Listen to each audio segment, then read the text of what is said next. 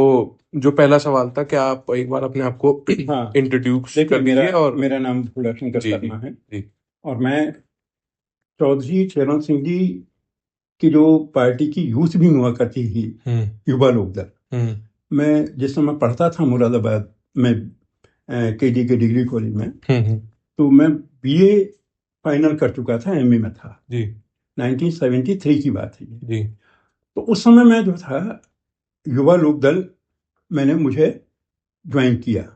Professor Narendra Singh थे वहाँ हमारे बरेली डिग्री कॉलेज के जी मिलिट्री साइंस के हेड। जी उन्होंने जो है मुझे अपनी आइडियोलॉजी बताई लोक दल की, और मैं जो चौधरी साहब से उससे पहले से ही प्रभावित इसलिए था क्योंकि उन दिनों जब चौधरी साहब 1967 में मुख्यमंत्री बने थे उत्तर प्रदेश के, जी जी तो उन्होंने उस समय जो काम किए थे, तो हमें इतनी डीप नॉलेज नहीं थी चीजों की, आपको बताएं। बस ये सुनते थे कि बहुत ही ईमानदार आदमी है। अच्छा, उनके बारे उनके जब फोटो देखे जी तो हमें ये लगा कि ये तो हमारे घर का ही बुजुर्ग है यार। तो उनके प्रति अपना एक अनुराग पैदा हुआ जी लेकिन उनके बारे में ऐसी ऐसी कहानियां फिर पैदा बन गई जी कि साहब एक चुंगी वाले ने जो है ट्रक वाले से पैसे लिए, रिश्वत लिए, ट्रक एंटर हुआ जब शहर में, वहीं पर एक आदमी घास छील रहा था, बुक्कल उड़ा हुए कोई, और बोले जैसे उसने पैसे लिए उसने बुक्कल फेंकी और जाकर गट्टा पकड़ लिया उसका चुंगी वाले का। हाँ जी। और बोले, और जो है सीटी बजा और पुलिस आ गई। अच्छा। तो ये किस्से जब हमने सुने तो थोड़ा सा पढ़ने लिखने का बचपन से रहा था कि वो चौधरी साहब थे जिन्होंने वो बताया कि वो चौधरी चरण सिंह थे। ठीक है ठीक है। अच्छा, ये सारी चीजें आज मैं जब सोचता हूँ, अब भी क्या होता है आपको बताऊं चौधरी साहब के बारे में कि मैं चूंकि असली भारत का एग्जीक्यूटिव एडिटर भी रहा और जो वीकली अखबार था, उसके बाद में मैगजीन निकली तो उसका मैं संपादक था। असली भारत के बारे में थोड़ा बता दो। मैं अभी बताता हूँ जी। आपको, अभी बताता हूँ। तो उसमें जो है क्या हुआ, मुझसे वो लोग पूछते थे बागपत के पत्रकार, क्या शर्मा जी ये बताइए कि लोग कहते हैं अजीत सिंह जी को सपने में आते हैं, नहीं वोटर्स के सपने में आते हैं चौधरी चरण सिंह कि भाई अजीत को वोट देना, तुम्हें जो उसको हराना मत, उसको वोट देना, तुम्हें जिताना हरा, क्या ये बात सच है? तो फिर तब तक समझ आ गई थी, हो गई थी। तो मैंने कहा भाई ऐसी की और बहुत सारी चीजें हैं जो चौधरी साहब के बारे में हैं, ये सब किंवदंतियां हैं, लेकिन जिस आदमी का ऑरा होता है ईमानदारी का, लार्जर देन लाइफ जो है बन जाती है उसके लिए चीजें, और लोग अपने आप उसके विषय में ऐसी चीजें गढ़ लेते हैं जैसी ये चीजें चल रही हैं। जी जी। एक यहां तक है कि चौधरी साहब फला थाने पर पहुंचे जब प्रधानमंत्री थे, उन्होंने रिक्शा में जा रहे थे, सिपाही भी बैठ गया पास में, तो वो थाना आया तो उतर गया। तो चौधरी साहब ने पूछा रिक्शा वाले से पैसे क्यों नहीं लिए? अच्छा, ये घटना मेरे साथ भी, मतलब मुझे भी सुनाई है। बनारस यूनिवर्सिटी में जो मैं चौधरी चरण सिंह मेरिटोरियस अवार्ड देने गया था, जी जी, तो वहां मुझे रिक्शा वाले ने सुनाई, जाम लग गया था। अच्छा। तो मैंने कहा यार ये बड़ा खराब है ट्रैफिक का। अरे बोले साहब अब तो चोर है सब साले, नेता तो एक ही हुआ था साहब यूपी में। मैंने कौन? बोले चरण सिंह। मैंने कहा अच्छा। बोले बाबूजी ये थाना देख रहा हो, सस्पेंड करवा दिया था खड़े खड़े। मैंने कहा कैसे भाई? तो बोला ऐसा हुआ, सिपाही बैठ गया एक उसमें रिक्शा में, चरण सिंह भी बैठे हुए थे, चौधरी साहब भी, और आके यहाँ थाने पर उतर गया। मैदांगिन से बैठा था वो, और आकर थाने पर उतर गया और जो है चला गया। चौधरी साहब ने कहा भाई तूने पैसे नहीं दिए तो इसने तुझे? बोले साहब पैसे पिटना क्या है मुझे, ये तो रोज का काम है इनका। चौधरी साहब ने रिक्शा रोक, जब तक ना आऊं जाइए मत, खड़ा रख, पैसे दूंगा मैं पूरे तेरे। थाने में पहुंच गए। थानेदार से कहा, बोले भाई वो फला एक सिपाही आया है कोई अभी अभी अंदर, कहाँ है वो, बुलाओ। तो वहां जो बैठा हुआ था मुंशी, वो भी जो भी था, उन्हें थानेदार ही था कहते हैं। उसने क्यों, तुझे क्या परेशानी है, क्यों बुलाना है उसे? बोले भाई वो पैसे नहीं देके आया रिक्शा वाले के। बोले तो तू दे दे। चौधरी साहब ने कहा क्यों, रिक्शा वाले के पैसे उसे देने चाहिए, मुझे देने, मैं अपने दूंगा। सही बात है। तो उन्होंने कहा जो है, उसने कहा बोले जो है अभी बंद कर दूंगा उठाकर। बोले बंद नहीं, कंप्लेंट लिखनी पड़ेगी मेरी। बोले अच्छा कंप्लेंट लिखो भाई इसकी। वो मजाक में आ गया, कंप्लेंट लिखो भाई इसकी जो है। कंप्लेंट जो है लिखवाई, तो बोले यही शब्द हैं कि बोले साहब अंगूठा पंगूठा लगाएगा। हम्म चौधरी साहब ने कहा बोले नहीं दस्तखत करूंगा। हम्म चौधरी साहब ने जेब से पेन निकाला, हम्म चरण सिंह, हम्म और मोहर लगा दी नीचे जेब से निकाल कर। हम्म थानेदार ने देखा तो उसकी आंखें फट गई। हम्म वो तो खड़ा हो गया साहब एकदम, हम्म, और साहब एसपी डीएसपी सब आ गए ठीक। और बोले जो है थाना सस्पेंड करा। बोले तुम सबने बदतमीजी करी है, हम्म। थाना सस्पेंड करवा तो दिया। इस वक्त चौधरी साहब क्या थे, मतलब प्रधानमंत्री थे या यूपी में मिनिस्टर? जगह जगह कहीं मिनिस्टर हो जाते हैं, हाँ कहीं प्रधानमंत्री हो जाते हाँ हैं। हाँ और आप भी जानते हैं जी, अकॉर्डिंग टू प्रोटोकॉल प्रधानमंत्री ऐसा नहीं जा नहीं सकता नहीं जा रिक्शा में या। बिल्कुल बिल्कुल। लेकिन चौधरी साहब को मैं बताया नहीं, और ऐसा था उनका कि उनके सामने बेईमान आदमी की हिम्मत नहीं होती तो वो सीधा खड़ा हो जाए। जी जी जी। तो आप कभी तो मैं चौधरी साहब से मिले? हाँ बिल्कुल मिला। मैं जिस जी, समय तो उसके बारे में अगर आप थोड़ा मुझे सा बता सको। मैं जिस समय इमरजेंसी लगी तो हम्म, मैं जेल में बंद रहा था। ठीक है जेल से बाहर आकर मैंने किताब लिखी जेल की दीवारों से। ठीक है। तो हमारे स्थानीय नेता थे एक चौधरी काशीराम, वो चौधरी साहब के बहुत करीब थे, हम्म युवा थे बिल्कुल। हम्म तो वो एक दिन मुझे जब चौधरी साहब होम मिनिस्टर थे तब लाए। जी तो मैं गया तो डेस्क के सामने जो है डेस्क था, जमीन पे चांदनी बिछी हुई थी, दरी चांदनी। चौधरी साहब बैठे हुए थे, एक डेस्क रखा था सामने, ठीक है। पेन था। मैंने प्रणाम किया। उन्होंने चौधरी साहब ने कहा काशीराम ये कौन है भाई? तो उन्होंने कहा बोले साहब चौधरी साहब ये हमारी युवा लोक दल के अध्यक्ष हैं जिले के, और ये जेल में थे साहब इमरजेंसी में, एक किताब भेंट करनी चाहते हैं। ठीक है। चौधरी साहब को मैंने किताब भेंट करी। उन्होंने देखा, बोले ठीक है, अच्छा है। फिर मुझसे बोले बोले कुछ पढ़ते लिखते भी हो, क्या करते हो? मैंने साहब एमए कर रहा हूँ इकोनॉमिक्स में। अच्छा, डॉलर आज तक $1 में कितने रुपए हैं, कितने रुपए का है डॉलर? तो मैं आपको बताऊं, मुझे पता ना भी होता, लेकिन क्या होता था, मैं इंडिया टुडे वगैरह मैगजीन्स पढ़ता था। तो इंडिया टुडे पे ऊपर ही कन्वर्जन टेबल आती थी उन दिनों, उसमें सारा होता था, ठीक है। डॉलर का भी और रूबल का भी, दीनार का भी, सब होता था। तो उस समय लगभग मेरे ख्याल से $16 का था $1। ठीक है। मैंने उनको बता दिया साहब इतने रुपए का है $1। तो चौधरी साहब बोले ठीक है। काशीराम ऐसे पढ़े लिखे लोगों को जोड़ो अब पार्टी में, पढ़े लिखे बच्चों की जरूरत है, समझे, पढ़ाई लिखाई बहुत जरूरी है। पर इतना कहकर फिर उनको प्रणाम करके चलेगा। ये मेरी उनकी सबसे पहली मुलाकात थी। और उनके जो सादगी थी और जो बैठने का बात करने का तरीका था, वो आदमी को अंदर से गहरे तक प्रभावित करता था। अगर आप जो है वाकई में किसी सही उससे जा रहे हैं सामने, तो मेरी पहली मुलाकात चौधरी साहब से ये ऐसे हुई थी। उसके बाद चौधरी साहब को कई बार जो है मतलब मिलना हुआ, उनका स्वागत वगैरह करवाते थे हम। जैसे आप युवा राष्ट्रीय लोक दल में थे, युवा लोक दल जिला अध्यक्ष जी लोक दल में। उसके बाद फिर कैसे आगे बढ़ते रहे, मतलब कैसे क्या क्या पोस्ट हेल्ड करी, कहाँ? नहीं, मैं युवा लोक दल का ही मैं अध्यक्ष रहा 79 तक जी। 79 में जो है मैंने 80 में 79 80 जिस समय चौधरी साहब सरकार से बाहर हो गए थे, एक राजनारायण ने रिज पर आंदोलन किया था शिमला में, आपको बताऊं। ठीक है। तो वहां पर जो ये था कि आम आदमी कुत्ता नहीं जा सकता, अंग्रेजों के जमाने के कानून थे, थूक नहीं सकते आप कहीं पर इधर उधर।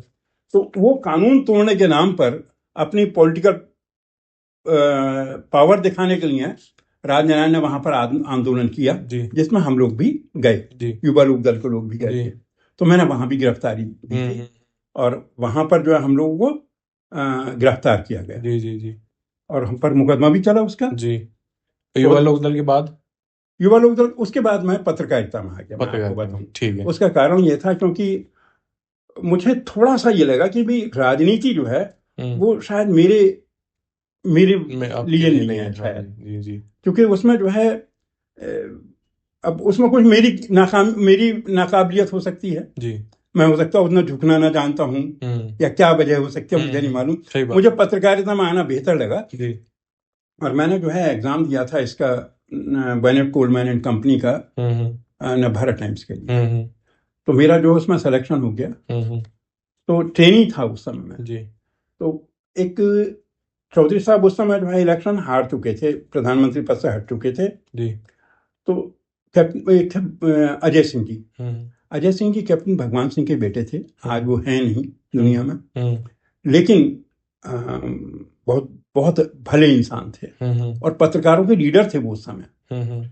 तो अजय सिंह जी जो थे वो इंडिया टुडे छोड़कर आए थे चौधरी साहब के पास असली भारत देखने, और किसान ट्रस्ट के मैनेजिंग ट्रस्टी बनाया था उन्होंने। ठीक है। तो उन्होंने प्रेस क्लब में एक दिन मेरे से कहा, बोले भाई तुम, वो दरअसल उन्होंने माचिस मांगी, तो लोग वहां प्रेस क्लब में ही होता है यूं करके अंगूठे से उठाकर और सामने तक फेंक देते हैं। मैंने उठकर उनको दे दी थी अपने हाथ से जाकर। अच्छा। उन्हें लगा ये लड़का जो है कुछ अलग है, इज समवॉट डिफरेंट।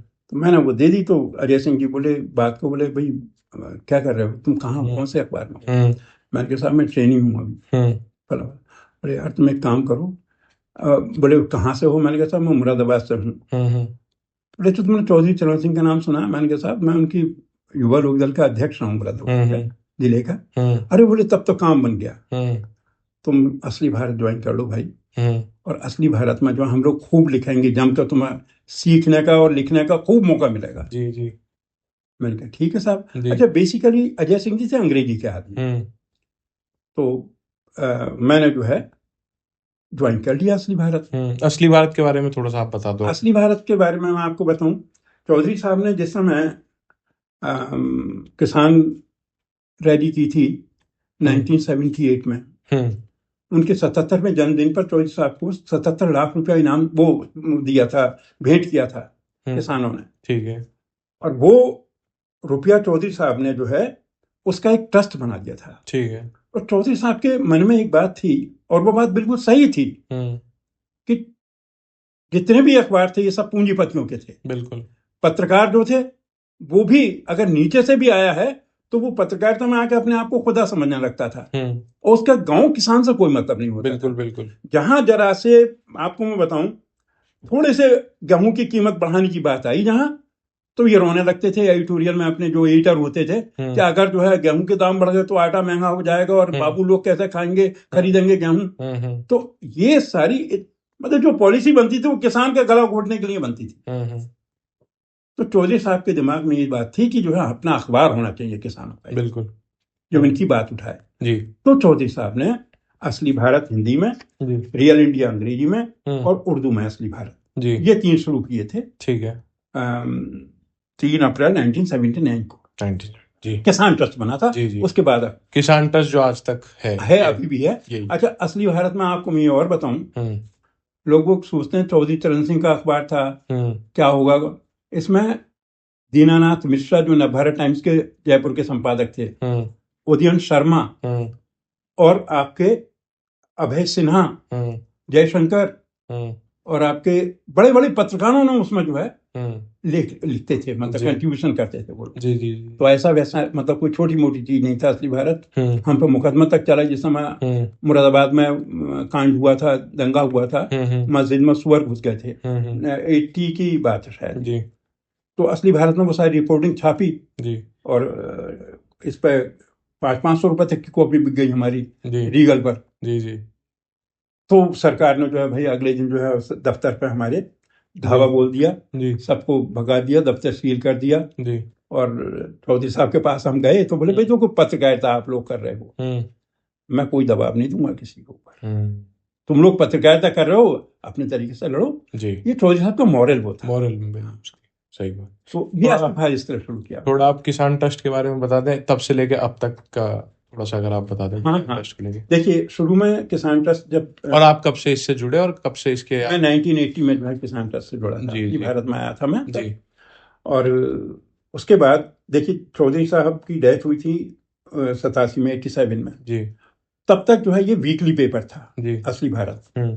इसके अंदर सारी पॉलिटिकल कमेंट्री होती थी, पॉलिटिकल न्यूज होती थी, लेख होते थे जी। और गांव के भी लोगों के बारे में हमारे 3-4 पन्ने होते थे जी। जो खेती किसानी के बारे में। और खास तौर से मैं आपको एक बात बताऊं, गांव में जो दूर दराज बलात्कार होते थे, उनके ऊपर अत्याचार होता था, उसकी खबरें इन अखबारों में आती भी नहीं थी। सिसवा का सबसे पहले सिसवा में बलात्कार कांड हुआ था तो वो असली भारत ने छापा था। सिसवा से शक रहा है, वो सबसे पहले छापा था जी जी जी। तो असली भारत जो था उसकी रिपोर्टिंग जो थी वो भी कोई कम नहीं थी। लेकिन 87 के बाद जो है ये हुआ कि भाई अब कुछ किया जाए। चौधरी अजीत सिंह जी आ गए थे जी जी। तो वीकली पेपर चलाना मुश्किल इसलिए हो रहा था क्योंकि सरकार ने हमारे ऊपर जो है तरह तरह के केस लगाने की कोशिश शुरू कर दी जी ट्रस्ट को परेशान, तो उसके खिलाफ लिखते थे हम। तब हमने जो है क्या किया, एक मैगजीन निकाली, सेमिनार जैसे निकलती है ना इंग्लिश में, रोमिला थापर की। जी जी हमने हिंदी का, आप ये समझ लीजिए, हिंदी में उस टाइप की मैगजीन निकाली, असली भारत के नाम से। और उसमें जो है आप ये समझिए कि किसी भी उसका एक सब्जेक्ट पर डिफरेंट आइडियोलॉजी के जो विद्वान लोग होते थे उनके लिए उसमें छपते थे। और ये स्थिति, जैसा मान लीजिए इलेक्टोरल रिफॉर्म पर छाप रहे हैं, तो उसके अंदर जो है श्यामलाल शक्धर भी छपेंगे, जो वो थे चुनाव आयुक्त हमारे पहले, के गणेशन भी, और भाई साहब उसमें KR मलकानी बीजेपी की भी मिलेंगे आपको, और CPIM के आपके जो अध्यक्ष थे, मतलब कहने का मैंने डिफरेंट पार्टीज के जो लोगों के और डिफरेंट आइडियोलॉजी के व्यू पॉइंट्स थे, बिल्कुल देते थे हम। वो कॉपी आज भी है, और उसको PhD जो लोग करते थे वो लोग लेकर जाते थे, खरीदते, तो हमारी उसकी कॉपी बचती नहीं थी। तो आज किसान ट्रस्ट का क्या काम है जी? आज किसान ट्रस्ट जो है, एक देखिए, एक तो हम लोग जो है छपरौली में एक चला रहे हैं, चौधरी चरण सिंह ग्राम्य संस्थान। ठीक है। तो उसमें जो है हमारा कंप्यूटर ट्रेनिंग देते हैं वहां पर लड़कियों को, क्योंकि गांव के अंदर आपने देखा होगा लड़कियों के लिए कोई इस तरह की स्पेसिफिक जगह नहीं होती है, तो लड़कियों को हम कंप्यूटर ट्रेनिंग देते हैं जी। और इसके अलावा हम गांवों के लोगों के लिए जो है वर्कशॉप आयोजित करते हैं। ठीक है। हमने एक DEF एक संस्था है दिल्ली की, उसके साथ मिलकर जो है गांव में कम से कम आप ये समझिए AI तक पर हमने वहां पर वर्कशॉप करवा दिए हैं जी जी, आर्टिफिशियल इंटेलिजेंस पर जी। और जो महिलाओं की समस्याएं होती हैं, जैसे हेल्थ को लेकर होती है, मेंस्ट्रुएशन पीरियड की होती है, तो इन पर हम सेमिनार करवाते हैं स्कूलों में, कॉलेजेस में। इसके अलावा हम चौधरी चरण सिंह मेरिटोरियस अवार्ड देते हैं जी, जो 10,000 और 8,000 रुपए का है जी। यूनिवर्सिटी में जाता है ये पुरस्कार, कई यूनिवर्सिटी में जाता है जी। और इसके अलावा हम 2 स्पोर्ट्स के अवार्ड देते हैं, हेल्थ कैंप लगवाते हैं हम गांव में। देखिए हेल्थ कैंप यहाँ पर लगते हैं, जैसे वो तो ये होता है डॉक्टर आते हैं और आपको जो है रोग देखकर, देखो ये कार्ड है, ये पर्चा है, आ जाना जी जी जी। हम ऐसा नहीं करते हैं। हमारे डॉक्टर जो जाते हैं, डॉक्टर जैदी हैं हमारे उसके इंचार्ज, तो मुजफ्फरनगर के, तो जैदी साहब वो क्या करते हैं, 18-20 डॉक्टर जाते हैं इसके मेरठ मेडिकल कॉलेज के, और वो लोग जो हैं उनको रोग का निदान करते हैं, बताते हैं तुम्हें क्या परेशानी है। दवाइयां भी होती हैं बड़ी बड़ी कंपनियों की उनके पास, वो दवाइयां फ्री देते हैं, फ्री ऑफ कॉस्ट जी। और उसके बाद कहते हैं देखो इस बच्चों को दिखाकर इसकी दवाइयां करते रहे जी जी जी। तो इस तरह हेल्थ कैंप हमने आई कैंप भी लगाया है जी, लेकिन आई कैंप हमने इसलिए अब बंद कर दिया है क्योंकि हमें मालूम है अगर एक आंख का केस बिगड़ गया तो दिक्कत आएगी, परेशानी होगी, तो इसलिए हमने वो बंद। हालांकि हमारा खुशी की बात यह कि 50 लोगों के हमने ऑपरेशन कराए थे, 50 के 50 ठीक रहे। अच्छा, और किसान ट्रस्ट की चौधरी साहब की किताबें भी रखता है? चौधरी साहब की किताबें भी रखता है, का लिटरेचर वर्क जितना है वो भी किसान ट्रस्ट पे मिलता है, किसान ट्रस्ट रखता है, वो रखता है। दूसरी चीज एक बात बताऊं मैं जी, किसान ट्रस्ट जो है आज भी, प्लीज मुझे जरा वो किताब उठा देंगे, आज भी चौधरी साहब की बुक्स जो हैं जितने की छपती हैं लगभग उतनी पैसों की जो है वो देता है। ये किताब देखिए सर, ये आपको मैं बताऊं, ये है उत्तर प्रदेश में भूमि सुधार और कुलकवर जी, ये 200 पेज की किताब है जी। अगर आप बाजार में लेंगे इसको तो ये कम से कम 200 रुपए से कम से मिलेगा, बिल्कुल बिल्कुल, समझे। लेकिन हमने, हमारी जो है ये किताब जो है ये 60 रुपए की है जी, बिल्कुल बेसिक रेट। हाँ, तो हम किताबें हम इसलिए जो है मतलब इतने कम मूल्य की इसलिए रखते हैं ताकि ज्यादा से ज्यादा लोग चौधरी साहब की विचारधारा से अवगत हो सके।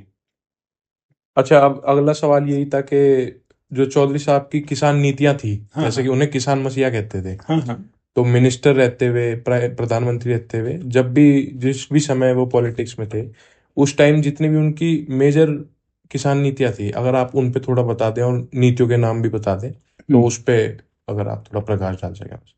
आप मुझे 1 मिनट। चौधरी साहब ने 5 अप्रैल 1938 को United province agriculture produce markets bill पेश किया जी जी।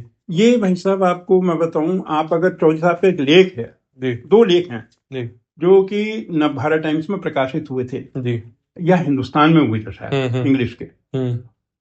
वो दोनों लेख अगर आप पढ़ेंगे, जी। वो उपलब्ध है, उनकी एक किताब है चौधरी चरण सिंह विशिष्ट रचनाओं में। हम्म। उन लेखों में चौधरी साहब ने ये बताया कि किसान जिस समय अपना प्रोडक्ट जो है लेके चलता था घर से, जी। उसको मंडी में 3-3 4-4 दिन पड़ा रहना पड़ता था। और उसको जो है आप समझ लीजिए कि उसमें तमाम तरह के जो है 9-10 तरह के जो है कर लग जाते थे उस पर, जी। है ना, 30 तरह के कर थे शायद। बिल्कुल। और उसमें बताया थे तेरे अनाज में मिट्टी बहुत है, कर्दा बहुत है, तो वो जो है उससे बराबर उसके भाव घटाते रहते थे। और दलाल और जो आड़ती होता था जी। वो अपने हाथों की उंगलियां मिलाकर एक दूसरे को उसके नीचे और ये तय कर लेते कि इसका ये कितने रेट में जो है टूट जाएगा ये किसान। तो 3 दिन 4 दिन जब वो पड़ा रहता था, खर्चा होता नहीं था उसके पास में, वो ला मुहाला उन्हीं के बताए पैसों पर जो है देकर चला जाता था। तो किसान का जो सोच, आपकी आत्मा कांप जाएगी अगर वो आप लेख पढ़ेंगे ना, तो कहेंगे कि ये किसान के साथ कितना बड़ा अन्याय होता था। वो आप पढ़िएगा उस। बिल्कुल बिल्कुल। हाँ, तो चौधरी साहब ने जो है, हालांकि ये उस समय जो है पास नहीं हुआ था क्योंकि अंग्रेजों की सरकार थी जी, लेकिन बात को चौधरी साहब ने इसे जो है इस बिल को पास करा, मंडी समिति एक्ट करके। जी जी जी। जब चौधरी साहब मुख्यमंत्री बने जी, तो उन्होंने, अच्छा, हमारे यहाँ कांग्रेस के जमाने में भी उन्होंने कोशिश करी, तो उन्होंने लेख जो लिखा था ये दोनों जी, तो उस समय पंजाब में जो है सर छोटू राम की सरकार थी। जी, जी, उस समय हरियाणा नहीं था जी, पंजाब था। जी जी। तो पंजाब में सर छोटू राम की सरकार थी, तो छोटू राम जो थे वो भी किसान नेता थे। बिल्कुल बिल्कुल। उनके मन में भी किसानों के प्रति दर्द था। बिल्कुल। उन्होंने जब ये लेख पढ़े तो उन्होंने अपने पीए राजाराम थे, उन्हें भेजा चौधरी साहब के पास कि भाई जाओ और ये कहो उनसे कि भाई मैं अपने यहाँ ये कानून बनाना चाहता हूँ, आप इसमें हमारी मदद करें। अच्छा, पार्टी अलग अलग थी दोनों की, ये कांग्रेस के तो वो यूनियनिस्ट पार्टी के। तो चौधरी साहब ने कहा ठीक है। चौधरी साहब ने जो है उन्होंने ड्राफ्ट बना कर दे दिया जी। वहां पर ये लागू हो गया, तभी छोटू राम जी लागू कर दिया, यहाँ यूपी में नहीं हुआ लागू। तो वो सब, और बल्कि हुआ क्या, कांग्रेस के गोपीनाथ अमन वगैरह जो थे पंजाब में कांग्रेस के लोग, उन्होंने जो है कांग्रेस कमेटी की मीटिंग में जो है आरोप लगाया कि चौधरी चरण सिंह जो है छोटू राम की मदद करते हैं, जाट हैं वो भी। तो चौधरी साहब ने जो है कहा भाई देखो ऐसा है, किसान की बात अगर आएगी तो अगर अंग्रेज भी मुझसे मदद मांगेगा तो मैं दूंगा, अगर किसान के हित की बात है तो मैं जो हूं अपने लिए नहीं, किसी उनके हित के लिए नहीं, किसान के हित के लिए मैंने मदद की है, तो मैं जो है उससे पीछे नहीं हटूंगा कभी जी। एक सवाल ये था कि जैसे कम्युनिस्ट लोग और समाजवादी लोगों ने कुलक के मसीहा भी बोलते हैं कि वे छोटे किसानों के लिए और मार्जिनल किसान जो थे उनके लिए कुछ नहीं करते थे, बड़े किसानों के लिए करते थे। हाँ। तो उस पर अगर आप एक बार टेक देते हैं अपना। देखिए, मैं जो है जी इसके विषय में आपको जो है वो किताब नहीं, मैं ये किताब जो है सजेस्ट करूंगा जी। और इसमें एक खास बात मैं आपको बता दूंगा जी कि एक नीरज हुए थे इंडियन एक्सप्रेस में संवाददाता जी, इसमें है उनका जिक्र जी। तो क्या हुआ था, जिस समय 60 का दौर जो था उसमें जो है डकैत जो है मतलब काफी संख्या में पैदा हुए थे चंबल में जी। उसका रीजन क्या था? उसका रीजन ये था कि जमीन की अहमियत हो गई थी लोगों की नजरों में गांव में। बिल्कुल। चौधरी चरण सिंह की नीतियों के चलते जमीन जो थी उसकी अहमियत हो गई थी, तो जमीन के लिए जो है परिवारों में और गांव के अंदर भी मारकाट होने लगी थी। तो उन्होंने बाकायदा इसका सर्वेक्षण किया था नीरज ने। उन्होंने जो है वो मतलब उसके बारे में जो है उन्होंने एक लेख लिखा था पूरा जी। और उसमें बताया था कि चौधरी चरण सिंह की जो नीतियां हैं किसानों के हित में, बोले अब जमीन की अहमियत समझ में आ गई है लोगों की, इसलिए जमीन के पीछे झगड़े होने लगे। मैं आपको जो है इसमें अगर आप मुझे थोड़ा सा टाइम दे के आते ना तो मैं आपको सारी चीजें जो है वो करता। नहीं आप ऐसे ही बता दो, कोई बात नहीं। अच्छा देखिए, कुलक जो है जी, कुलक तो जो है बड़े किसान होते हैं, बड़े किसान होते हैं। कुलक भारतीय उसमें शब्द नहीं है, बिल्कुल नहीं है, सोवियत से। हाँ, सोवियत से है, कोल खेज वहां पर जो होते थे जी जी। तो चौधरी साहब जो थे उन्होंने उन्होंने लगान इतना कम करा किसानों। देखिए, किसान, सबसे पहली बात तो यह है कि जिन किसानों को, जिन जोतदारों को, जिन आसामियों को चौधरी साहब ने किसान बनवाया, वो बहुत गरीब लोग थे, उनके पास अपनी जमीन भी नहीं थी, वो तो जमींदारों की जमीन जोतते थे। तो उन्होंने खत्म किनको किया? जमींदारों को। अगर चौधरी साहब कुलकों का प्रतिरूप की थे जमींदार, जो वहां कुलक थे वहां यहाँ जमींदार थे। तो जब अगर चौधरी, और बड़ी बड़ी जोतें थी उनकी, बिल्कुल, तो कुलकों के पास भी बड़ी बड़ी जोतें थी। चौधरी साहब ने तो नियम बना दिया था भी इससे ज्यादा जो है 12.5 एकड़ से जमीन ज्यादा रख नहीं सकते अपने पास आप, चाहे आप जो है आसामी हो या आप जमींदार रहे हो, इससे ज्यादा नहीं रख सकते। तो कुलक तो बड़ी जमीन, जो बड़े बड़े फार्मों के मालिक जो थे वो कुलक थे। तो चौधरी साहब ने तो उनके खिलाफ ही काम किया, जमींदारों के खिलाफ। तो उन पर भाई वो कैसे कुलक हो गए। दूसरी चीज ये थी कि चौधरी साहब जो थे, उन्होंने जितनी भी अपनी पॉलिसीज बनाई हैं वो छोटे किसानों को ध्यान में रखकर बनाई हैं। अब एक जरा सी मैं आपको बताऊं, चौधरी साहब ने जिस समय जमींदारी खत्म करी, तो जमींदारों ने क्या उसमें अड़ंगा लगाया? उन्होंने जो है पटवारियों को पटा दिया, जिनके पास जमीन खाता खतौनी हुआ करते थे। और ये लोग बेईमानी इतनी करते थे कि किसान बेचारे को ये पता नहीं होती थी कि उसकी जमीन कब उसके हिस्से से कितनी निकल जाएगी। तो उन्होंने जो है पटवारियों ने से कहा, जमींदारों ने, कि भाई तुम अपने बस्ते रखो और चरण सिंह से कहो कि हमारी जो है तो पेंशन बनाई जाए। 3 मांगे रखी उन्होंने, तनख्वाह बढ़ाई जाए, पेंशन हमारी लागू की जाए, और एक शायद परमानेंट की या कुछ इस तरह की थी। तो उन्होंने 2 मांगे चौधरी साहब ने मान ली। तीसरी के लिए कहा, देखो भाई ये मंत्रालय से मंजूर होगा, ये मैं नहीं कर सकता। मार्च में जो है सदन बैठेगा, तुम्हारी मांग रख दूंगा, हो जाएगा। पटवारियों को ये लेकिन पटवारियों का मकसद जो है मांगे मनवाना नहीं था, उनका मकसद तो उस जमींदारी उन्मूलन के काम में अड़ंगा लगाना था, बिल्कुल, ताकि जमींदारी खत्म ना हो। तो ठीक है, चौधरी साहब ने कहा, बोले भाई देखो ऐसा है, मैं जो है तुम्हें जो कर सकता हूँ मैंने कर दिया, इससे ज्यादा नहीं। बिल्कुल। तो उन्होंने क्या किया, इस्तीफे सौंप दिया, अपने हड़ताल पर चलेगा, और 27,000 पटवारी था जिसने इस्तीफे दे दिए। ठीक है, उत्तर प्रदेश का।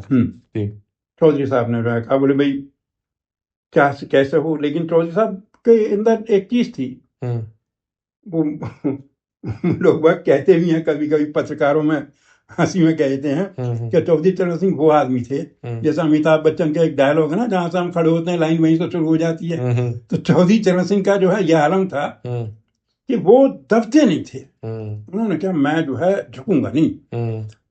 उन्होंने नोटिस दिए, तो आखिरी नोटिस है ये, 3 नोटिस दिए, और तीसरे में कह दिया, बोले नौकरियां खत्म हो जाएंगी।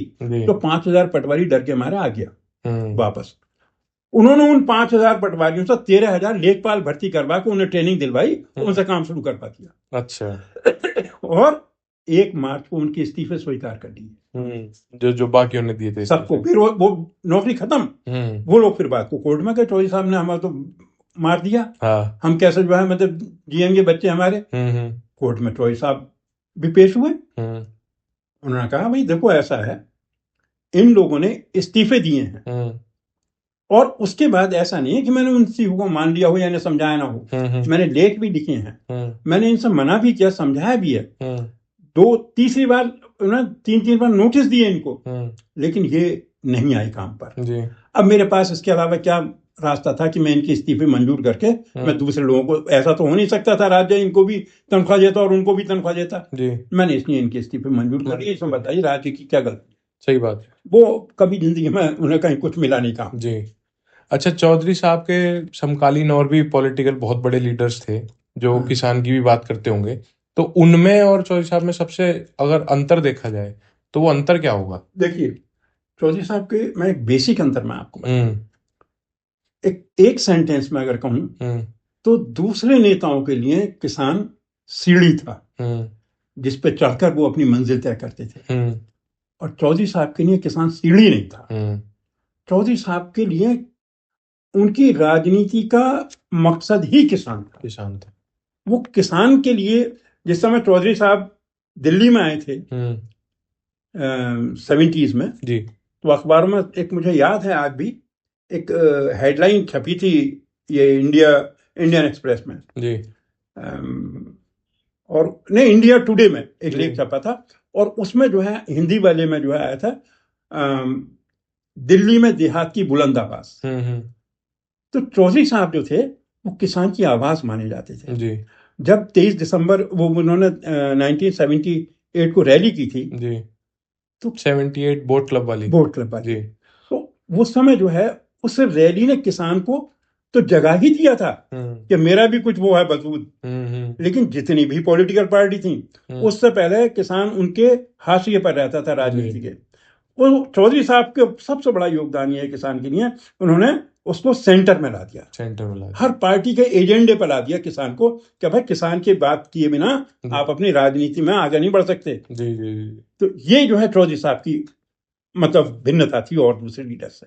अच्छा जो इनकी पॉलिसीज थी उसका आज लॉन्ग टर्म इम्पैक्ट में कैसे देखते हो आप आज के टाइम पे भी? देखिए आजकल देखिए तब की राजनीति में और अब की राजनीति में बहुत इस समय की राजनीति में जी बहुत फर्क हुआ है बिल्कुल। और उसमें देखिए मैं सिर्फ जो है भाजपा को दोषी नहीं मानूंगा इसके लिए हमारे विपक्षी दल जो है बहुत हद तक दोषी रहे हैं क्योंकि चौधरी चरण सिंह अपीजमेंट की पॉलिटिक्स कभी नहीं करते थे। वो खुश नहीं करते थे किसी को भी चाहे हिंदू हो या मुसलमान।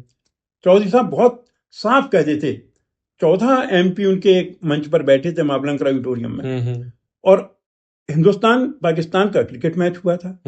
क्रिकेट मैच हार गया हिंदुस्तान तो जामा मस्जिद पर मिठाइयां बटी थी और पटाखे फूटे थे। अगले दिन या दूसरे दिन मतलब वहां पर वो हुआ था दस्तकार सम्मेलन मावलंकर ऑडिटोरियम में। चौधरी साहब के 14 MP थे। चौधरी साहब ने कहा देख भाइयों लड़के पाकिस्तान के जीते और मिठाइयां और पटाखे जामा मस्जिद पर फूटे ये हिंदुस्तान में ही चलने वाला।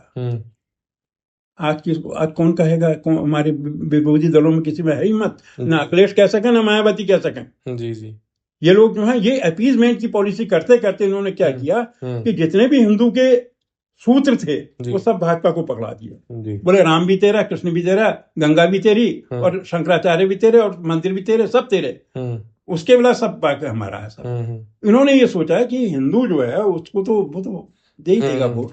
तो इन्होंने क्या किया इन्होंने अपने हाथों से भाजपा को मजबूत बनाया। तो चौधरी चरण सिंह जो थे वो इस तरह की राजनीति में को चलाने वाले आदमी नहीं थे जी। और ना मानने वाले आदमी थे। चौधरी साहब जो थे वो आज की राजनीति में देखिए आजकल की राजनीति में तो कितने घपले घोटाले निकल कर आ रहे हैं सामने। घपले घोटाले तब भी होते थे लेकिन बहुत कम लेवल पर बहुत कम जी। और चौधरी चरण सिंह जो थे उनका तो एक ही वो था राजनीति में भ्रष्टाचार के खिलाफ वो हमेशा लड़े। उन्होंने तो जो है आपको मालूम है कांग्रेस जो छोड़ी थी वो इसी मुद्दे पर तो छोड़ी थी। चंद्रभानु गुप्ता जो है उनसे कहा भाई 2 मंत्री हैं ऐसे जो जिनके अच्छी नहीं है पब्लिक ओपिनियन इनको हटा दो मंत्री से। तो यहाँ से जो है दिल्ली से बोले नहीं तो मैं मंत्रिमंडल में शामिल नहीं होऊंगा।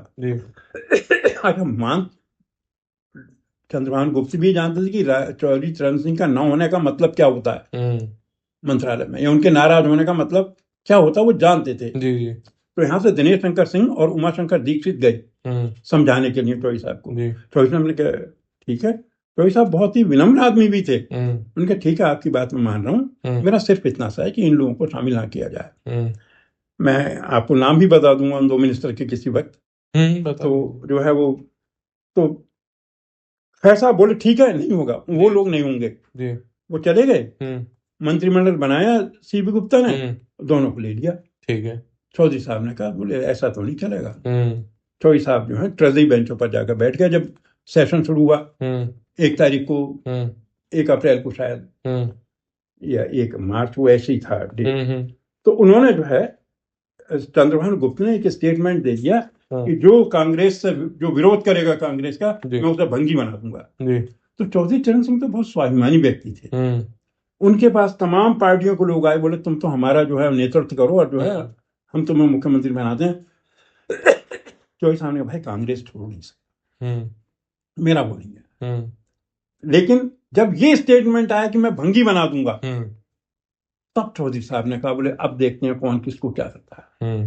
तब चौधरी साहब ने जो संविद का नेतृत्व किया था सारे दलों का और मुख्यमंत्री बनाया था उन्होंने, तब जो है वो कांग्रेस छोड़ कर गए थे, वरना कांग्रेस नहीं छोड़ रहे थे वो। कांग्रेस तो कांग्रेसियों नहीं छोड़वाई उनसे। सही बात। और कांग्रेस छोड़वाने के तो कई इससे पहले भी प्रयास हुए थे। चौधरी साहब ने जिस समय ये 50% आरक्षण की बात रखी, शायद आपके प्रश्नों में है जी। तो चौधरी साहब ने जब देखिए ये तब भी सही था। चौधरी साहब ने जो तर्क दिए हैं इसमें 50% किसान बच्चों को आरक्षण दिया जाए। देखिए उसके पीछे एक सबसे बड़ी बात यह है कि हमारा, लोग कहते हैं कि आज जो हम कृषि से ज्यादा हमारा राजस्व कहीं और से और दूसरी चीजों से मिल रहा है। लेकिन आप एक बात आप समझ लीजिए अच्छी तरह से कि जो रॉ मटेरियल है वो सारा कृषि से ही आता है। बिल्कुल। आप कृषि को कभी भी इग्नोर कर ही नहीं सकते। जब तक आप सांस ले रहे हैं तब तक आप कृषि को इग्नोर नहीं कर सकते और ना उसके महत्व को कम कर सकते हैं। तो चौधरी साहब जो थे उन्होंने ये कहा है अपने लेख में कि भाई देखो, नीतियां जो है अगर किसानों के हित की नहीं बनेंगी तो कृषि का और गांव का और कुटीर उद्योग का, छोटे उद्योगों का वो नहीं होगा, उन्नयन नहीं होगा, प्रोग्रेस नहीं होगी। इसके लिए ये जरूरी है कि किसानों की समस्याओं को जानने वाले अफसर बैठे हों ऊपर। अफसर हैं हाई फाई सोसाइटी के, जिनके किसानी से कोई मतलब नहीं है, विदेश से पढ़ के आते हैं। तो ऐसे लोग जो हैं क्या समझेंगे किसान की समस्या को। बिल्कुल। अच्छा, ये मेरे अपने व्यक्तिगत तजुर्बे से मैंने भी देखा है। जिस समय रेल मंत्रालय में थे अजय सिंह जी डिप्टी मिनिस्टर रहे थे, तो मैं कभी कभी वहां जाता था। तो मैं असली भारत का संपादक था। तो वहां पर जो है मैं देखता था कि 11 बजे 12 बजे आ रहे हैं पीए लोग और अपने यहाँ रात यार पार्टी में उसके यहाँ ये चीज बड़ी बढ़िया थी। अच्छा। अरे यार उसके यहाँ ये, अरे यार अच्छा हाँ ये बताओ आज शाम को चलना कहाँ, किसके यहाँ, वो फला जगह। तो किसान जो है कहाँ के कौन सा किसान का कल्याण कर दोगे भाई। बिल्कुल। तो चौधरी साहब ने इसलिए जो है कहा कि भाई किसान गांवों को, खेती को, कुटीर उद्योग धंधों को अगर बढ़ाना है तो उसकी समस्याओं को जानने वाले अफसर होने चाहिए। जी। उसकी सहानुभूति रखने वाले उसके प्रति बाबू होना चाहिए। जी। तभी तो इसलिए उन्होंने जो है ये लेख लिखा था। जी। और ये उनका वो था। अच्छा, अब चौधरी साहब और भारतीय किसान यूनियन के गठन पे थोड़ा सा अगर बात कर लें, अगर चौधरी साहब ने भारतीय किसान यूनियन कैसे गठित किया, कैसे इसमें। चौधरी साहब ने भारतीय किसान यूनियन गठित नहीं की कभी भी। जी। ये तो दरअसल उन्होंने की थी, क्या नाम है आपके, महेंद्र सिंह टिकैत ने एक बिजली घर पर जो है आंदोलन किया था। मर गया था कोई गांव का आदमी और बिजली में ही विभाग में ही था शायद वो।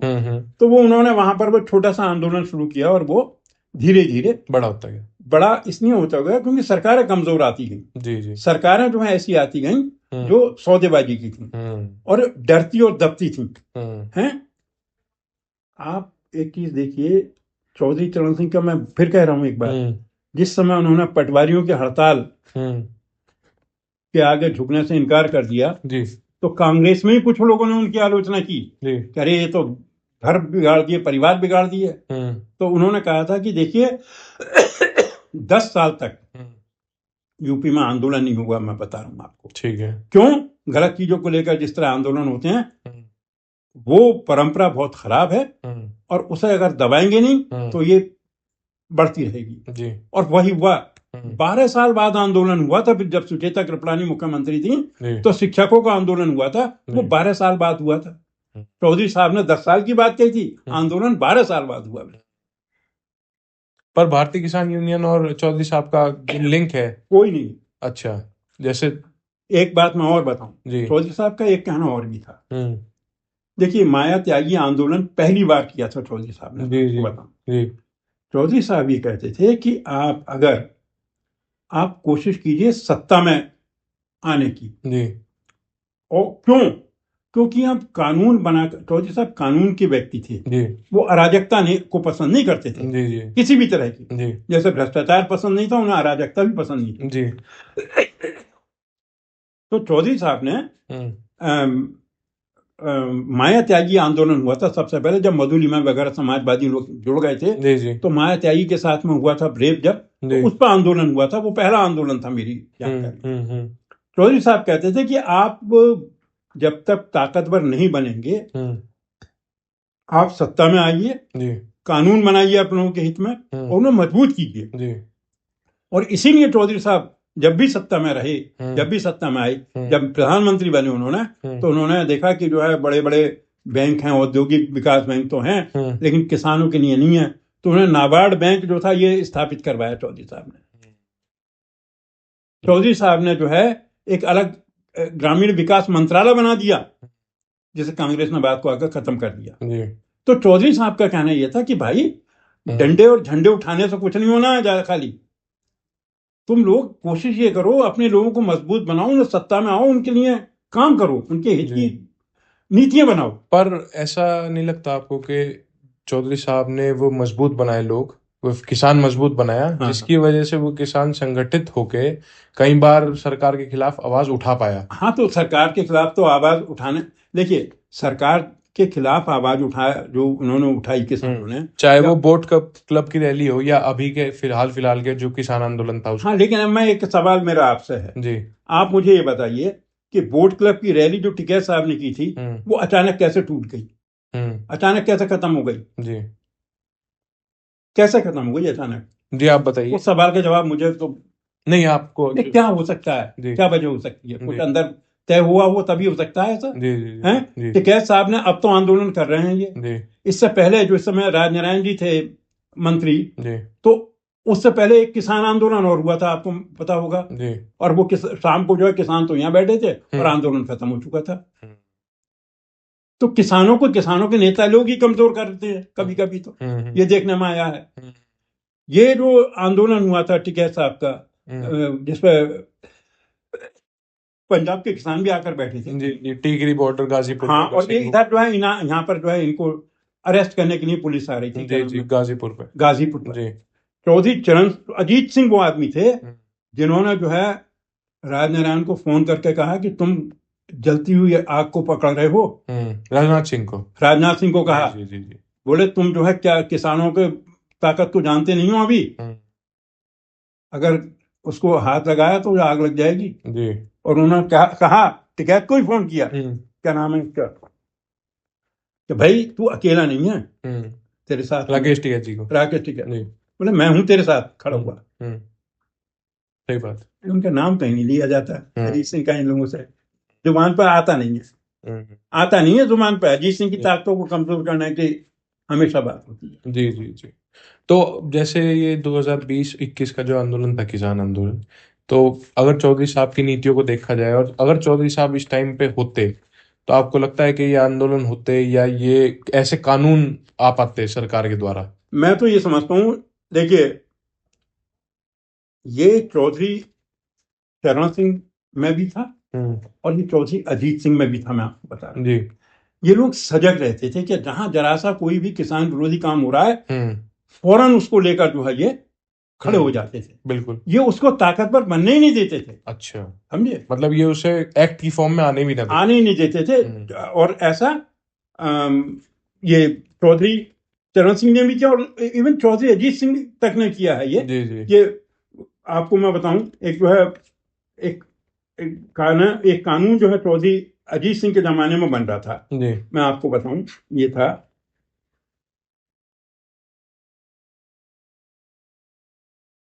ये गन्ना नियंत्रण संशोधन आदेश 2009 जी। ये आदेश बन रहा था जी। ये कानून बना रही थी सरकार, ठीक है।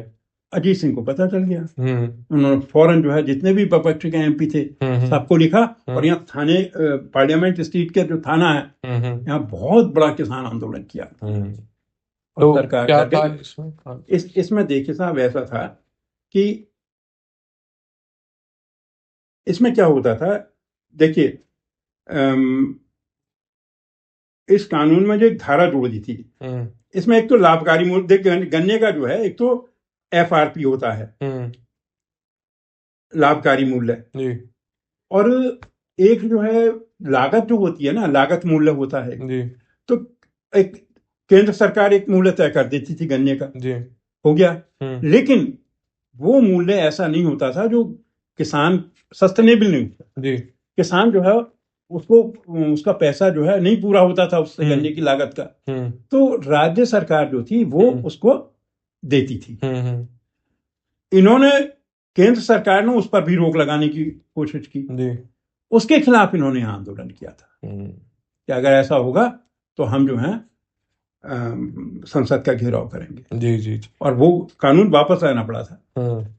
यह है गन्ना नियंत्रण संशोधन आदेश 2009, ये जो वापस लाना पड़ा था सरकार को।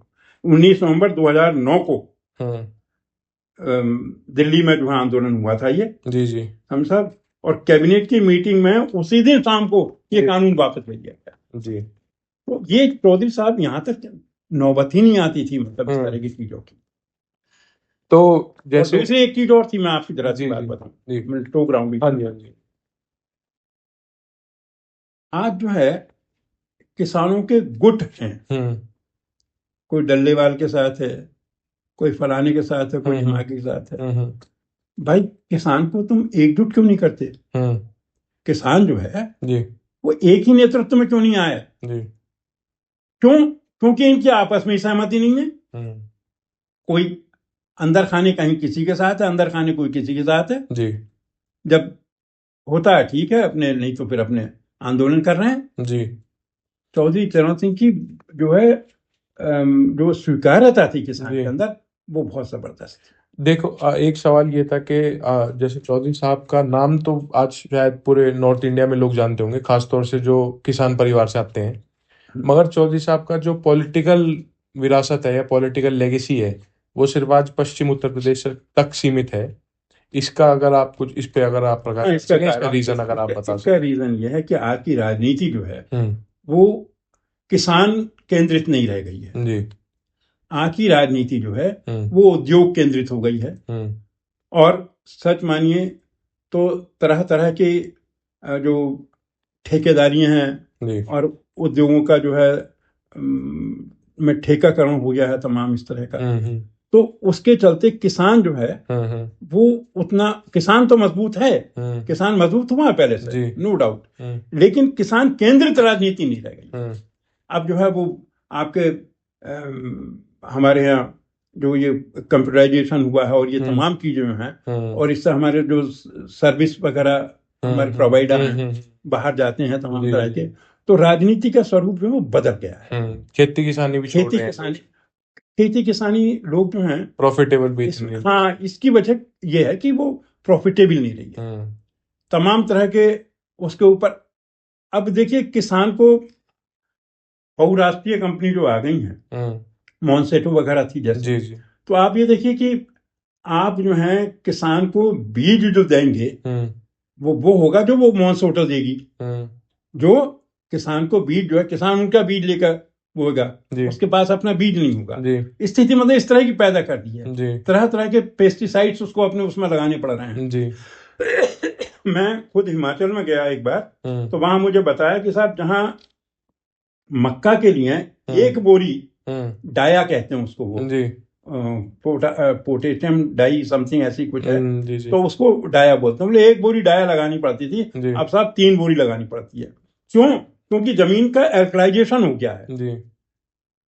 अब वो कितना खाद लगाए किसान जी, कितनी जो है उसमें।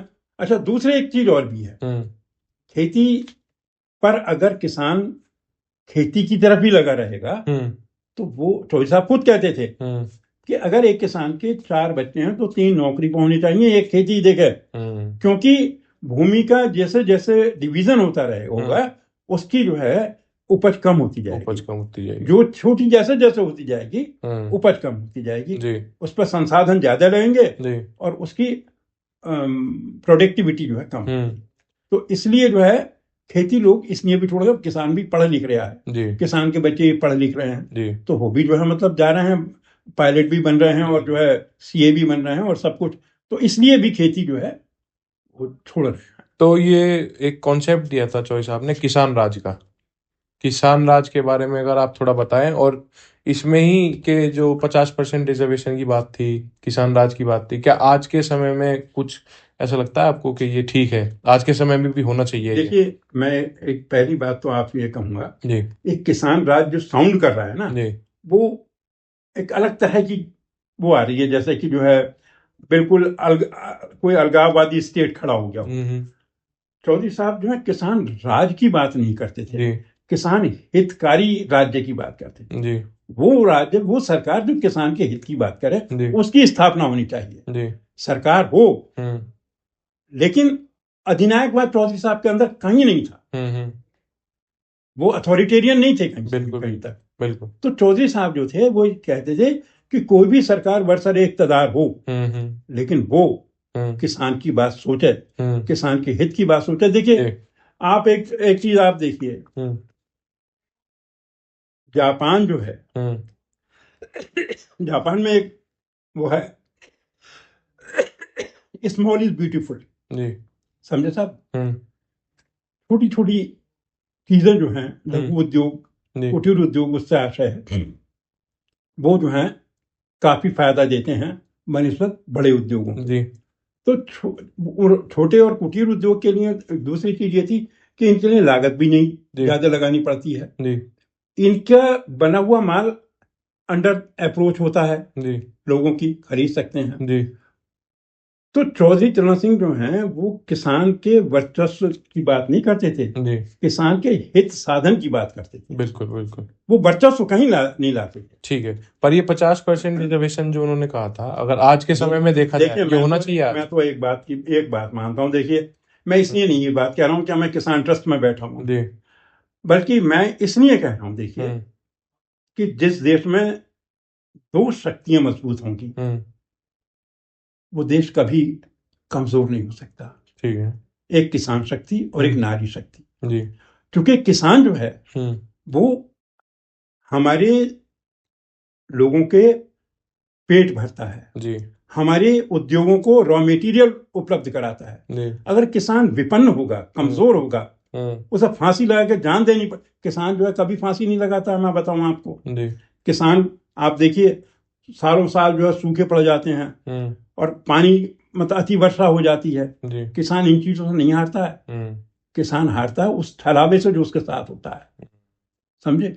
आपने जो उसको कॉटन का बीज दे दिया, जी बहुत बढ़िया होगी, पता चला जो उसमें तो काली सुंडी लग गई और सारी चौपट हो गई। ये जो तमाम किसान गुजरात में वो किया आत्महत्याएं, वो सब इसी के मारे हुए थे, मैं आपको बताऊं, बुझाया सर। तो किसान जो है वो जब तक मजबूत नहीं होगा, और वो मजबूत तभी होगा कि जब जो है किसान का समग्र विकास हो।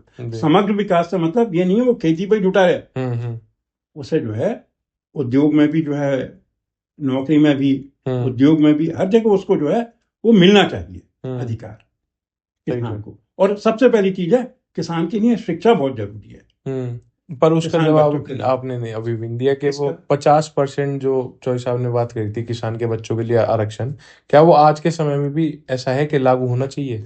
बिल्कुल, उसका कारण है, बिल्कुल होना चाहिए। वो मैंने किसी वजह से ना दिया हो ऐसा नहीं है। क्यों होना चाहिए? क्योंकि देखिए, किसान जो है वो केवल ऐसा नहीं है कि किसान जो है जाट ही किसान हो, या यादव भी किसान हो, बिल्कुल, या हिंदू ही किसान हो। किसान में सारी कौमें आती हैं, सारी जातियां, बिल्कुल, और सारी जातें आती हैं, धर्म आते हैं, बिल्कुल। तो यहाँ पर जो है अगर उन सबके बच्चों को अगर आरक्षण मिलेगा, तुम अति पिछड़े की बात करते हो, ठीक है, उनको भी मिलना चाहिए। चौधरी साहब भी कहते थे, लेकिन उनमें किसान में तो सारे लोग आ रहे हैं भाई। जी जी। तो आज के जितने बच्चों को अगर आरक्षण मिलेगा नौकरी में, तो ये थोड़ी है कि चौधरी चरण सिंह की जात को मिल जाएगा, जाट को मिल जाएगा। अच्छा, चौधरी साहब तो जातिवाद के तो घोर शत्रु थे। बिल्कुल बिल्कुल, उस पर थोड़ा अगर आप बता दें, अगर जातिवादी की बात आपको मैं बताऊं, चौधरी साहब जिस समय अपना उन्होंने MA हिस्ट्री में किया था और LLB की थी, तो जिस समय वो आए तो भाई ये आपके जाट कॉलेज है इसमें बड़ौत में, और एक लखावटी में था जाट कॉलेज। यहाँ से उनके पास ये आया कि भाई इतनी ज्यादा पढ़ाई करने वाले लोग नहीं थे उस समय, ज्यादा नहीं थे मतलब। जी बिल्कुल। तो उन्होंने कहा भाई चरण सिंह जो है अपने, वो भी जाट कॉलेज से दोनों, चरण सिंह को जो है वो प्रिंसिपल बना, पढ़ा लिखा लड़का आया है। चौधरी साहब से कहा गया, बोले साहब मैं आपके यहाँ आ जाऊंगा, लेकिन मेरी एक शर्त है। बोले जाट शब्द हटा दो, जाट शब्द हटा दो, मैं आ जाऊंगा। बोले नहीं, ये तो नहीं होगा जी। नहीं होगा तो नहीं। और चौधरी साहब ने जिस समय चीफ मिनिस्टर बने तो उन्होंने एक कानून बना दिया जी। कि जितने भी जाति सूचक शब्द शिक्षण संस्थाओं के नाम जुड़े हुए हैं वो या तो वो जाति सूचक शब्द हटा लें, जैसे जाट कॉलेज, वैश्य कॉलेज, ब्राह्मण कॉलेज, बोले या तो ये नाम हटा लें वरना सरकारी इमदाद इनकी बंद कर दी जाएगी जी। और हुआ ये कि जब ये कानून बना दिया उन्होंने तो जो है वैश्य कॉलेज महाराजा हरिश्चंद्र डिग्री कॉलेज हो गया, जी जी जी हैं, जाट और कॉलेज महाराजा सूरजमल हो गए, और वैदिक कॉलेज हो गए, और आपके महाराजा अग्रसेन कॉलेज महाराजा अग्रसेन हो गए। तो ये सारे जो है रातों रात जो है, तो ये क्यों? क्योंकि वो जानते थे कि चौधरी चरण सिंह ने अगर कहा तो वो कर भी देंगे। जी जी जी। तो आज के जितने भी जातिवाद के तो वो घोर विरोधी थे और उन्होंने अपनी बेटियों की जातियां जो है उन्होंने, देखिए एक बात मैं बताऊं, भाई तो बहुत छोटी बात है, बड़ी बात जो है वो यह है कि चौधरी चरण सिंह ने अपना राजनीतिक जीवन जो है वो बहुत पीछे धकेल लिया था। क्यों? जातिवाद के विरोध के पीछे। चौधरी साहब ने नेहरू जी को 50s में जो है लेटर लिखा क्या नेहरू जी आप जो है अंतरजातीय विवाह जो है उनको मान्यता बढ़ावा दें और कम से कम हमारे जो राजपत्रित अधिकारी हैं उनके लिए जो है अंतरजातीय विवाह जो है वो जरूरी कर दी जाए। तो चौधरी साहब ने को उन्होंने कहा नेहरू जी ने कि ये जो है विवाह एक व्यक्तिगत मामला है और मैं ऐसा नहीं कर सकता। तो भाई व्यक्तिगत तो बहुत सारी चीजें होती हैं, लेकिन अगर आप जो है किसी इतनी बड़ी बुराई को खत्म करना चाहते हैं तो आपको बड़े निर्णय लेने भी होंगे। हाँ जी, ये बताइए। तो सवाल यही था तो मैं बता रहा था थोड़ा सा, हाँ जी, हाँ जी, जातिवादी पे। हाँ जी। तो इवन लेटर नेहरू जी का है एक जी, जिसमें जो है चौधरी साहब का किसी बात पर उन्होंने कहा है कि तुम अपने जाटपन से बाज नहीं आओगे, जाटपन नहीं छोड़ोगे, इस तरह का वो है। जी जी हाँ। तो चौधरी साहब ने लिखा, फिर चौधरी साहब ने लिखा जाट होता क्या है, जाट कौन है, जाट का योगदान क्या है। नेहरू जी आपने तो बड़ी छोटी बात लिख दी। तो नेहरू जी ने लिखा कि नहीं, जाटों का मैं भी आदर करता हूँ, मैं भी जो है उनको मानता हूँ, मेरा आशय ये नहीं था।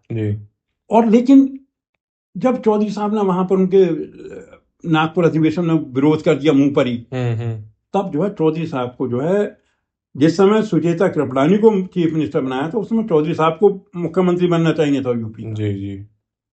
तो उन्होंने अपनी राजनीति बहुत पीछे अपने उसूलों के कारण करी, हो गई उनकी राजनीति, लेकिन उसूल नहीं छोड़े चौधरी साहब ने। जी। तो आज के जितने पॉलिसी मेकर हैं या लीडर हैं पॉलिटिकल पार्टीज के, जितने भी पॉलिटिकल पार्टीज हैं, चाहे अपोजिशन में है चाहे सत्ता में, इन्हें अगर सीख लेनी हो चौधरी साहब से किसान के विषय में, तो क्या ऐसी सीखें होंगी जो लेनी चाहिए जरूर? देखिए, सबसे पहली बात तो ये है कि ये आज की राजनीति जो है वो इतने पतन की ओर चली गई है कि वहां पर आदमी जो है कुछ पॉजिटिव को दिखलाने के लिए तो सब कुछ पॉजिटिव है, लेकिन वो उसकी तरफ को करने से जो है मतलब वो होता है। जैसे मैं एक बात बताऊं आपको, एक बहुत बड़े हमारे देश के नेता हैं, जब यूपी में आएंगे तो चौधरी चरण सिंह का नाम लेंगे जी, उसके बाहर चौधरी चरण सिंह नहीं दिखते। जी बिल्कुल हैं। तो नेता का नाम भी बता दीजिए। नहीं, बस हैं, कई नेता हैं। ठीक। तो जो है मेरा कहने का आशय यह है कि भाई आप ये मानते हो कि चरण सिंह अच्छे हैं, चरण सिंह की नीतियां अच्छी थी जी, तो भाई उनकी नीतियों को कुछ फॉलो भी करो, मानो भी। बिल्कुल। चौधरी साहब जो थे वो सरदार पटेल के फॉलोअर थे, मैं आपको बताऊं जी, वो नेहरू जी के फॉलोअर नहीं थे जी। और आदर्श नाम लेते थे हमेशा नेहरू जी का जी। इंदिरा गांधी जी को सभाओं में वो हमारी बहन जी कहते थे वो। और एक बात आपको और बता दूं, आपको बहुत अचानक से नहीं मिलेगी, दो चीजें। एक तो चौधरी साहब की ईमानदारी की बात बताऊं कि जिस समय चौधरी साहब जो थे मंत्री थे, कृषि मंत्री थे, उन्हें इस्तीफा देना पड़ा था कृषि मंत्री से पद या राजस्व मंत्री पद से इस्तीफा देना पड़ा था। तो मौदहा में थे, कानपुर में, तो वहां पर जो है ड्राइवर को उन्होंने भेज दिया जी कि भाई तुम जाओ। बोले साहब मैं जाता रहा हूँ लखनऊ, चलो जीप से चलो। बोले जी नहीं, अब सरकारी जीप मैं नहीं दे सकता, हम्म क्योंकि ये जो है सरकार की है और मैं मंत्री मंत्रालय हैं।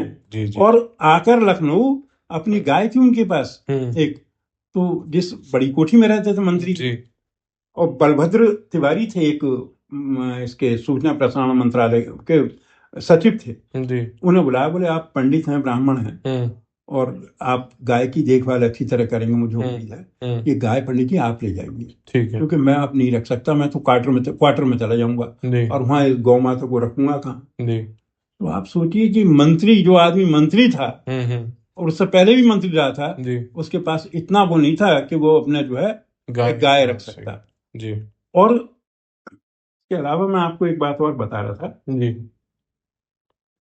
चलिए वो दिमाग में आ गया। इससे पहले हमें क्या कर रहे थे बात, वो उससे रिलेटेड थी। जातिवाद से नेहरू जी चिट्ठी कुछ, ठीक है आप बाद में बता देना, कोई दिक्कत नहीं है। बहुत बड़ी रिमार्केबल बात थी वो। हाँ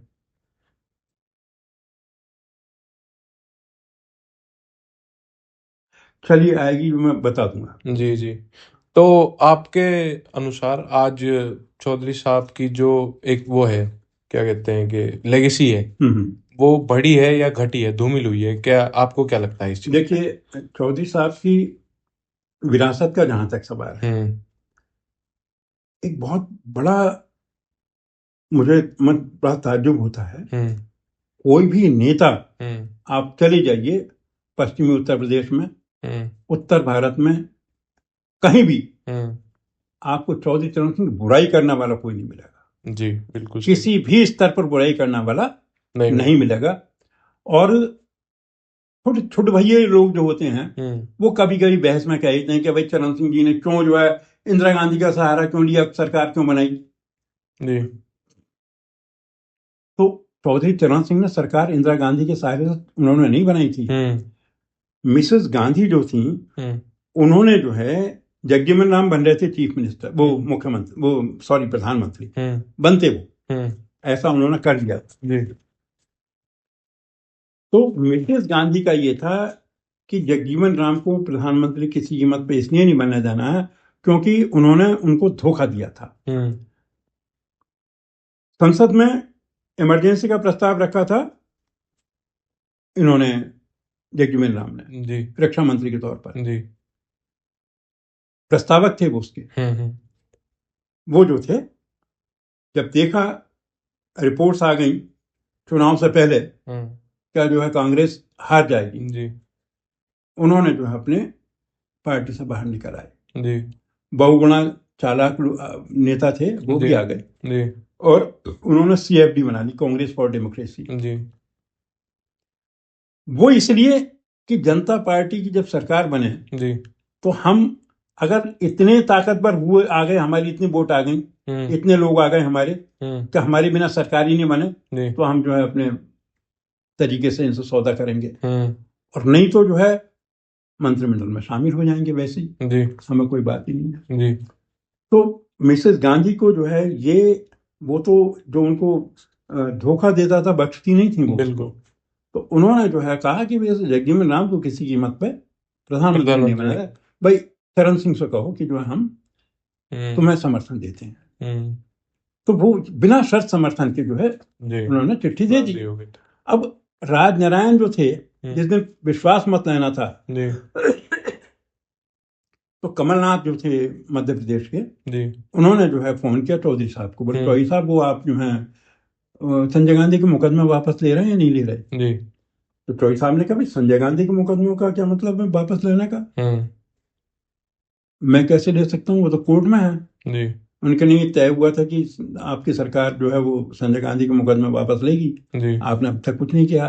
बोले मैंने तुमसे ऐसा कोई वादा किया है क्या। बोले नहीं। बोले किसने किया। बोले राजनारायण जी ने। बोले तो राजनारायण से कहो, वो ले लेंगे वापिस। तो राजनारायण जी जो थे, वो उन्होंने, बहुगुणा जी और राजनारायण जी आए चौधरी साहब के पास। उन्होंने कहा चौधरी साहब आप ऐसा है 2 दिन बहस में निकाल लो, 1-2 दिन, और जो है हमारे पास मंत्री पद के लोग जो हैं देकर लालच, मतलब कुछ तोड़ फोड़ करके हम जो है अपना बहुमत साबित कर लेंगे। जी। तो चौधरी साहब ने कहा, बहुगुणा जी आप तो अर्थशास्त्र के आदमी हैं, इस देश की संसद पर इस देश के गरीब आदमी का 22 या 28 हजार रुपए रोज खर्च होता है, जी। मैं कैसे जो है इतना पैसा बर्बाद कर दूं गरीब आदमी का। अगर आपके पास हैं लोग, बहुमत है, तो हम राष्ट्रपति के पास चलते हैं, हम दिखा देंगे, साबित कर देंगे। लेकिन उस समय वहां पर नहीं थे, उस समय जी। वो कर नहीं पाए। चौधरी साहब ने जो इस्तीफा दे दिया। तो मैं ये बता रहा हूं आपको कि उनकी जो है, उन्होंने जो था, जो समर्थन जो दिया नहीं था, ये लोग जो है मतलब जो कहते हैं समर्थन दिया था, समर्थन दिया गया था उनको, उन्हें धोखा दिया गया। और चौधरी साहब को धोखा पहली बार नहीं दिया गया। ऐसे सन 71 में जब सरकार बनी थी, दूसरी बार यूपी में मुख्यमंत्री बने थे चौधरी साहब, तो आप ये समझ लीजिए कि उन्हें बर्खास्त करने के लिए जो कांग्रेस के उस समय के राष्ट्रपति थे, उनकी सरकार को बर्खास्त किया गया था। वो रूस में थे और वहां से चिट्ठी मंगवाई थी जहाज से भेजकर, चुनाव सिंह की सरकार को बर्खास्त करना। तो चौधरी साहब के साथ तो इस तरह के खेल हुए। मतलब आज की स्थिति में आप चौधरी साहब को किस पक्ष में देखते हो, क्या काम करते हुए देखते हो? अगर आज की स्थिति में चौधरी साहब होते तो चौधरी साहब जिस समय सन 84 की मुझे याद है, 85 में उनको पक्षाघात हो गया था दिसंबर में जी। लेकिन आप ये समझिए कि चौधरी साहब उस समय भी विपक्षी एकता की कोशिश कर रहे थे जी। जनता पार्टी के दौर में भी चौधरी साहब चाहते तो प्रधानमंत्री बनते, बिल्कुल, क्योंकि चौधरी साहब के एमपी ज्यादा थे, चौधरी साहब के झंडे पर चुनाव लड़ा गया था, बिल्कुल, चौधरी साहब का कॉन्स्टिट्यूशन था, बिल्कुल जी। लेकिन चौधरी चरण सिंह ने जयप्रकाश नारायण जी का सम्मान करते हुए, और इसलिए कि जनता के अंदर एक नकारात्मकता की भावना न जाए कि तो लड़ रहे हैं, उन्होंने कहा ठीक है जिसे चाहे बना दी, तो मोरारजी देसाई को स्वीकार कर लिया था उन्होंने। तो आज मेरा कहना यह कि चौधरी साहब जो थे वो समन्वय की राजनीति करते और निश्चित रूप से वो विपक्ष को एकजुट करने की कोशिश करते। बिल्कुल। और सबसे बड़ी चीज और थी, वो कभी भी जोड़ तोड़ में यकीन नहीं रखते थे उस तरह जी। आज जो है विपक्ष कमजोर क्यों है? क्योंकि यहाँ जोड़ तोड़ की राजनीति चल रही है। ममता जी वहां कुछ कह देती हैं, अखिलेश जी यहाँ कुछ कहते हैं जी। हैं? अब अखिलेश जी ने जो है जो यहाँ पर विपक्ष को मजबूत करने का काम किया उत्तर प्रदेश में, कमजोर करने का काम किया जी, सिर्फ अपना वर्चस्व जमाने के लिए, और ये साबित किया जा सकता है। तो चौधरी साहब होते तो वो इस तरह की चीजों के खिलाफ लड़ते, उन्हें कमजोर करते, उन्हें जो है एक साथ जोड़ने की कोशिश करते, और वो कभी भी ऐसे स्टेटमेंट नहीं देते कि जो है जिससे एक वर्ग खुश हो जाए और दूसरा नाराज हो जाए।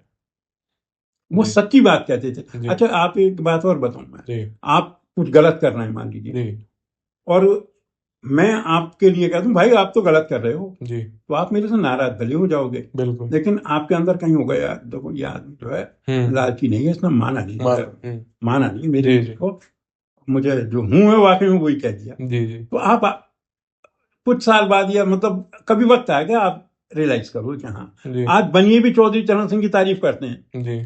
क्यों बनी? उन्होंने जो है किसानों को, वो कभी भी ये नहीं, वो किसी को जो बुरा नहीं कहते थे, लेकिन वो जो अन्याय करता था उसका विरोध करते थे। आरती वर्ग था वो माखून चूसता था जी, शायद उस टाइम का सबसे घोर विरोधी वर्ग जो हिसाब का था वो था, आरती था।